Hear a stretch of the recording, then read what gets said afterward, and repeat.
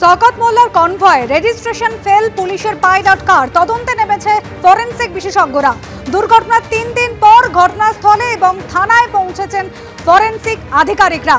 বামনঘাটায় ঘটনাস্থলে গিয়েও নমুনা সংগ্রহ করেছেন ফরেনসিক বিশেষজ্ঞরা। ময়ূক ঠাকুর চক্রবর্তী আমাদের প্রতিনিধি সরাসরি রয়েছেন আমাদের সঙ্গে। ময়ূক, কোন কোন বিষয় খুঁটিয়ে দেখছেন ফরেনসিক বিশেষজ্ঞরা? দেখো, ঘটনার 3 দিন পর ফরেনসিক সায়েন্স ল্যাবরেটরি যারা সায়েন্টিস্ট তারা ঘটনাস্থলে এলেন। স্বাভাবিকভাবেই একটা প্রশ্ন উঠছে যে তারা কি তথ্য প্রমাণ পাবেন, কারণ তারা কিছুক্ষণ আগে জলপথে গেছিলেন, যেখানে ড্র্যাগ মার্ক তারা খোঁজার চেষ্টা করেন। সেখান থেকে তারা এই মুহূর্তে এসেছেন কলকাতা লেদার কমপ্লেক্স থানায়। আমি আমার ক্যামেরা পার্সন দিব্যেন্দু সিংহকে বলবো দেখানোর জন্য। দেখো, আমরা কলকাতা লেদার কমপ্লেক্স থানায় রয়েছি। প্রথমে যে বাইক আরোহী, যে বাইকে এসে সজোরে ধাক্কা মারে পুলিশের কনভয়ের পাইলট কার, সেই বাইকটিকে ফরেনসিক সায়েন্স ল্যাবরেটরি যারা সায়েন্টিস্ট তারা এক্সামিন করেন এবং এই মুহূর্তে কলকাতা পুলিশের পাইলট 38, আমি দিব্যেন্দুকে বলবো ভালো করে দেখানোর জন্য, পাইলট 38 লেখা কলকাতা পুলিশের গাড়ি, সেই গাড়ির সামনে কিন্তু ফরেনসিক সায়েন্স ল্যাবরেটরি সায়েন্টিস্টরা রয়েছেন। গাড়ির registration failed, pollution failed, axle ভাঙার কথা উঠে আসছিল। ঠিক কি অবস্থায় রয়েছে এই গাড়ি, ফরেনসিক আধিকারিকরা এক্সামিন করা শুরু করেছে। ধন্যবাদ ময়ূক।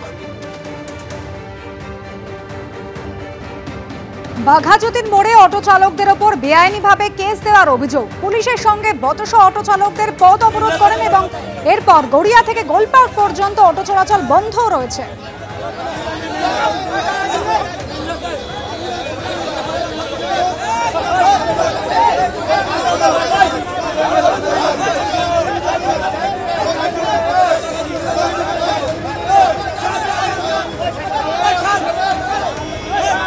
ঝিলাম করঞ্জাই আমাদের প্রতিনিধি সরাসরি রয়েছেন আমাদের সঙ্গে। ঝিলাম, কি নিয়ে বচসা, কোন কোন রুটে অটো চলাচল বন্ধ?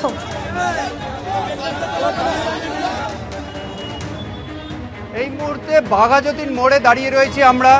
এই মুহূর্তে যে পরিস্থিতি সেটা হচ্ছে যে গড়িয়া থেকে গোলপার্ক যে অটো, সেই রুটে অটো চালানো বন্ধ রেখেছে। কেন বন্ধ রেখেছে? তাদের অভিযোগ যে পুলিশের পক্ষ থেকে বেআইনিভাবে কেস দেওয়া হচ্ছে এবং অটো যেগুলো সেগুলো চলছে। এখানে রয়েছে আমাদের সঙ্গে বেশ কয়েকজন অটো চালক। আপনারা এই যে গন্ডগোলটা, পুলিশের বিরুদ্ধে কি অভিযোগ আপনার?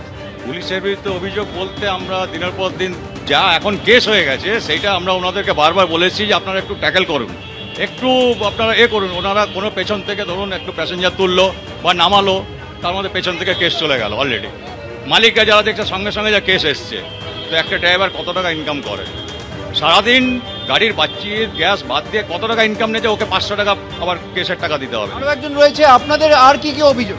আমাদের এই ব্যাটারি রিক্সাগুলো এখানে উঠছে, মান্থলি নিচ্ছে পুলিশ, কিন্তু ওদেরকে কিছু বলছে না, আমাদেরকেই খালি কেস দিচ্ছে। আমরা এত টাকা পয়সা খরচা করে পারমিট রিনিউ, এই রিনিউ 22-23 হাজার টাকা খরচা হচ্ছে, তাও কিছু সাইডিং কেস প্লাস এমনি কেস দিচ্ছে। 500 টাকার স্পট ফাইন প্লাস আবার ক্যামেরা কেস। অর্থাৎ তাদেরকে একাধিক বেআইনিভাবে কেস দেওয়া হচ্ছে, অন্যায়ভাবে অন্যায্যভাবে কেস দেওয়া হচ্ছে এবং সেই প্রতিবাদেই তাদের সঙ্গে পুলিশের এখানে বচসা বাঁধে এবং সেই বচসাকে কেন্দ্র করে এই গন্ডগোল, রাস্তা অবরোধ হয়। তবে পরবর্তীকালে পুলিশ এবং অটো চালকদের আলোচনার ভিত্তিতে রাস্তা অবরোধ উঠে যায়। যদিও অবরোধ উঠে গিয়েছে, কিন্তু একাধিক রুটে কিন্তু অটো চলাচল বন্ধ রয়েছে। ধন্যবাদ ঝিলাম।